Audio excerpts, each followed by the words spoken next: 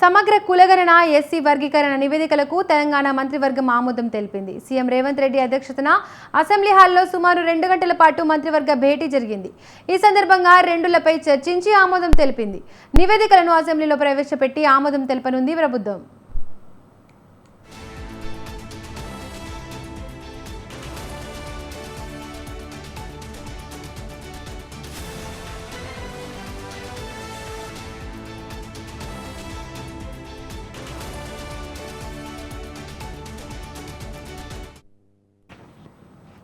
ఇక కేబినెట్ భేటీలో సీఎం రేవంత్ రెడ్డి కీలక వ్యాఖ్యలు చేశారు. దేశంలో మొదటిసారి కులగణన చేసి చరిత్ర సృష్టించామన్నారు.